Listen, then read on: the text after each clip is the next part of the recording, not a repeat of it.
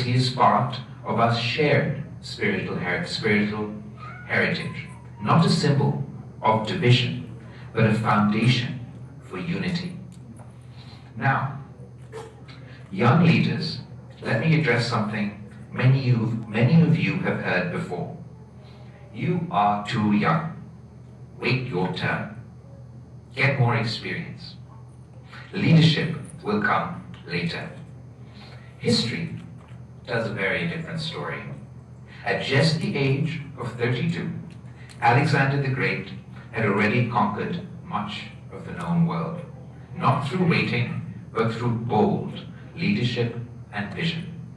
The Prophet Muhammad, peace be upon him, began transforming society while still a young man, standing for justice, equality, and compassion in a world resistant to change. Jesus Christ, peace be upon him, led a moral revolution in his early 30s that still shapes humanity 2,000 years later. Youth was not their weakness, it was their strength. And in my own country, Pakistan, history repeated itself. My mother, Bilawal Bhutto, became the youngest prime minister in the world and the first female prime minister of a Muslim majority nation. She didn't wait to be older. She didn't wait to be comfortable. She stepped forward when her nation needed her.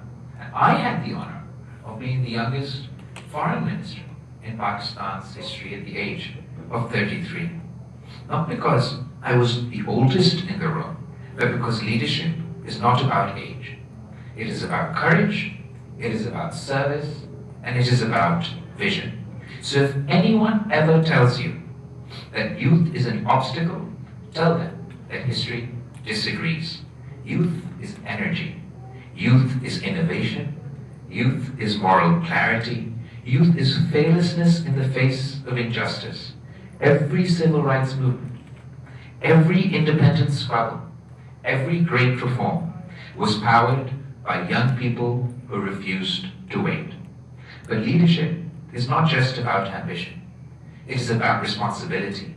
It is about using your voice to lift others, using your platform to protect the vulnerable, and using your talents to heal divisions.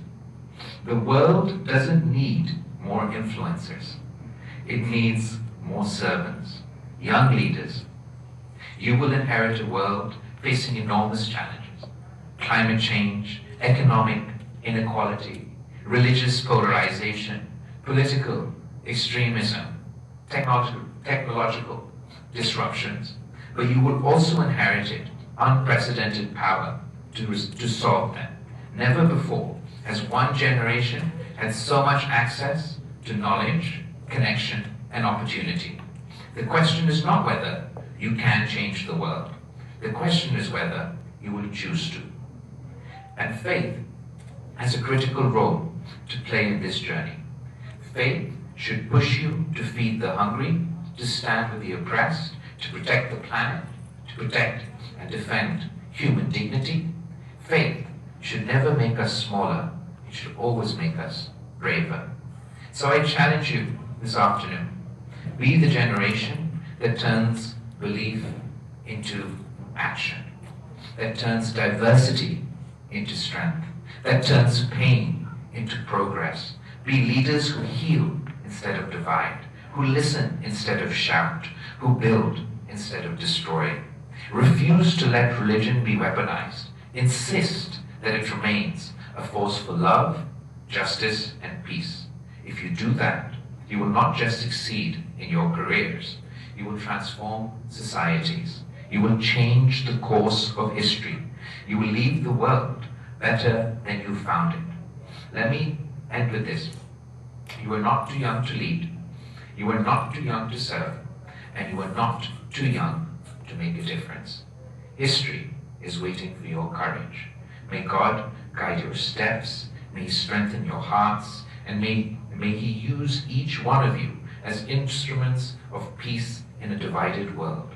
Thank you, and God bless you all. Chairman, Pakistan People's Party.